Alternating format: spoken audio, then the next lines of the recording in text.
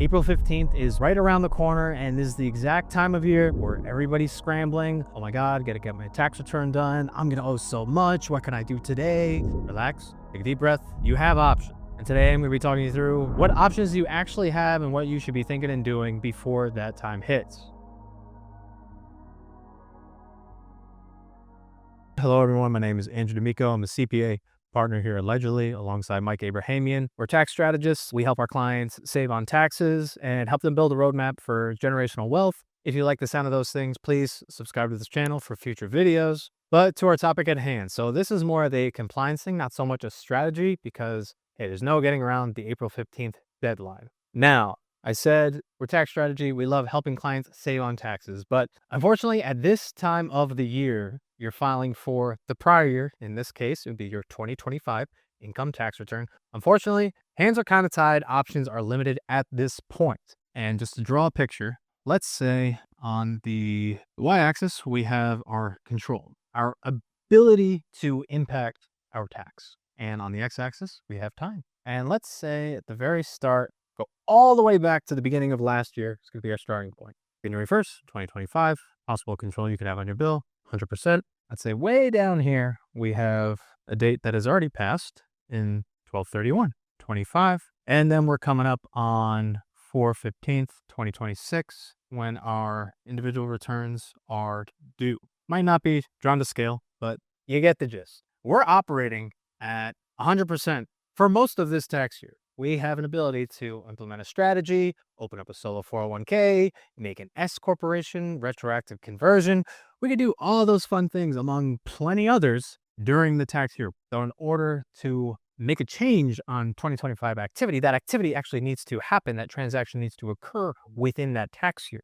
If you buy something on whatever, January 31st, again, not drawn to scale, but if you buy a big vehicle purchase because you want to bonus depreciate it over here, that is not going to have an effect back in 2025 because that was a 2026 transaction. You with me? So through the year, we have plenty control over our tax bill. We're moving. Then it starts to get towards the end of the year. Maybe some things take a few weeks to set up. It's not going so well, running out of time. And then we hit 12/31 and then boom, you fall off a cliff. And then there's that might be a little aggressive. And then it kind of flatlines. And this can even go towards the extension. If you go on extension, that's through 10/15. I did not factor that in. Point being, you lose all this flexibility as soon as it goes from 2025 to 2026. But you can see, call it 10% of strategy. There are some options you have after the year end. But just for those of you that are maybe watching TikTok, telling you that you can reduce $100,000 worth of tax just like that for a prior year, I would be cautious, but that's just me. What do I know? I'm just a tax advisor, CPA. I know nothing, but you do have some options. That's my cute little drawing. I just want to get into a few specifics of what can we not do after 12/31 right now, and what can we do? So I like to use the term dead and gone.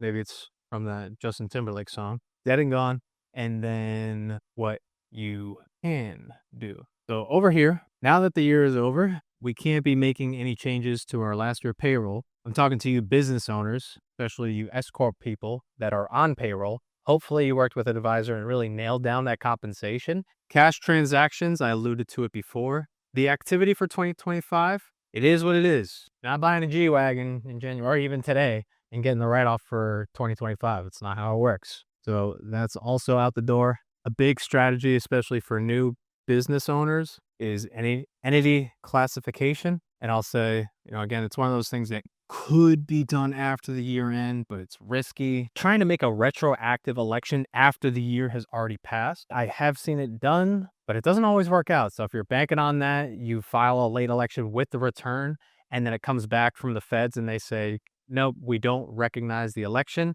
You could have just been delaying the inevitable, and now it's got interest and late payment penalties applied to it as well. Another thing that we can't quite change are your withholdings. And this kind of goes back to the payroll changes, withholdings, and I'll say estimates, because the last 2025 estimated deadline, tax payment deadline, was January 15th. Now, obviously, the owe tax you're going to pay on 4/15. So, and if you go on extension, the tax is still due on April 15th. But you can still make payments, but in terms of reducing underpayment penalties, late payment penalties, those are still going to apply. So there's nothing we could do against that if you are underpaid to this point. Something to consider and make sure you're on top of in 2026 if you didn't nail that down for 2025. So on the flip side, these next 10 days or so, what can you be doing? What should you be doing? Well, we can make the decision to file or extend your tax return. If you have not filed to this point, going on extension, your tax payment, any tax liability you owe, still going to be due on April 15th. So you need to have an income projection, tax projection, really. Or you can kick the can on the filing requirement, but you want to make sure you get one of these done. Either file the return or go on extension. That way you don't get hit with a penalty for not filing a form by that day. Allude to it as well. Come up with our payment strategy. And that could be more involved than just saying, I think I'm going to owe $10,000. Let me just make a $10,000 payment. Well, how are you going to make that payment? Do you have the cash on hand to make that? Do you have to take it out of your business, liquidate a different investment? Do you have the checking account with sufficient funds? Do we maybe need to go on a payment plan? Does that make more sense from a cash flow standpoint? IRS is going to charge you interest, but depending on your liability, I think it's under $100,000, they'll work with you. If you owe less than $100,000, they'll allow you to go on a payment plan. Or can we get creative? Maybe look at 0% credit card to make a big payment, and then you can pay off the credit card at no interest. Now, there's fees associated with that.